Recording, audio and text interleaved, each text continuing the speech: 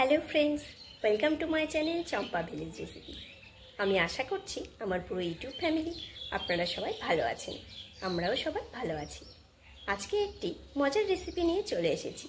কেউ স্কিপ করবেন না, পুরো ভিডিওটি অবশ্যই দেখুন, সঙ্গে থাকুন। আমার সব বন্ধুদেরকেই অসংখ্য অসংখ্য ধন্যবাদ, যারা সবসময় আমার পাশে রয়েছেন, আমাকে এত সাপোর্ট করছেন, আমাকে ভালোবাসা দিয়েছেন। এইভাবেই সাপোর্ট করতে থাকুন। আর যারা প্রথম দেখছেন আমার ভিডিও, তাদের কাছে আমি বিশেষভাবে অনুরোধ করছি চ্যানেলটিকে সাবস্ক্রাইব করে পাশে থাকা বেল আইকনটিকে প্রেস করে আমার পাশে থাকবেন। এবার রেসিপিটি শুরু করি। আজকে এখানে আমি নিয়ে নিয়েছি ঝিঙে। এই ঝিঙেরই একটি রেসিপি শেয়ার করব। ঝিঙে কিন্তু ভীষণ উপকারী একটি সবজি। নিরামিষ একটি রেসিপি শেয়ার করব, কেউ স্কিপ করবেন না, পুরো ভিডিওটি অবশ্যই দেখুন।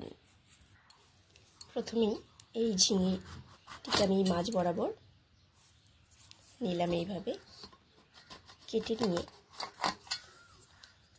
এর এই অংশগুলোকে আমি এইভাবে তুলে নেব। এই শির মতো অংশগুলোকে ঠিক এইভাবে আমি তুলে নিচ্ছি।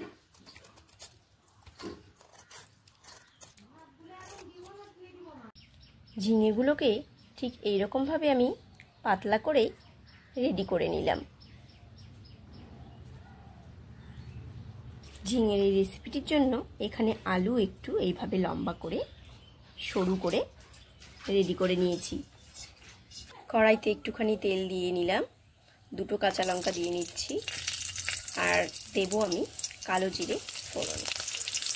ফোড়নটিকে কয়েক সেকেন্ড এইভাবে নেড়ে নিয়ে এখানে আমি আলু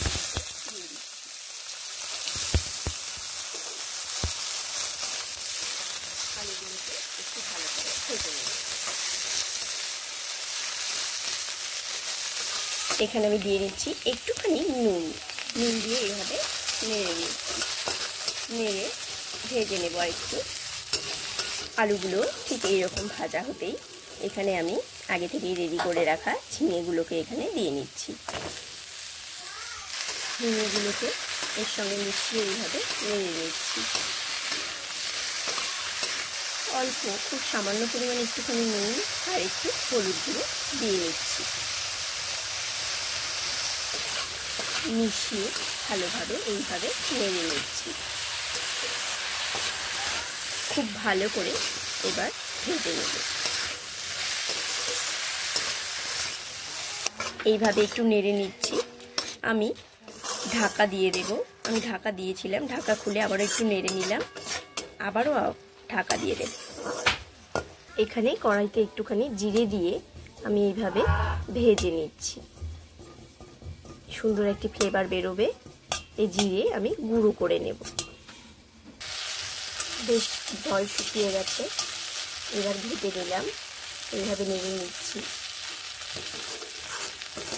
এইভাবে কষিয়ে নিচ্ছি।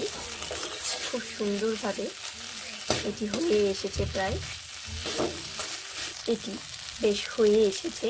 এবার এখানে আমি ভাজা জিরের গুঁড়ো দিয়ে দিলাম। এবার ভালোভাবে এইভাবে মিশিয়ে নেড়ে নিচ্ছি। দুর্দান্ত লাগে এই ঝিঙে ঘন্ট খেতে। এবার আমি নামিয়ে নেব। আমার ঝিঙের এই ঘন্ট রেসিপিটি রেডি টু সার্ভ। এটি কিন্তু খেতে ভীষণ ভালো লাগে গরম ভাত বা রুটির সঙ্গে। রেসিপিটি ভালো লেগে থাকলে একটি লাইক ও কমেন্ট অবশ্যই করবেন। সবাই ভালো থাকবেন, সুস্থ থাকবেন, আনন্দে থাকবেন। আবার দেখা হবে অন্য কোনো রেসিপির সঙ্গে।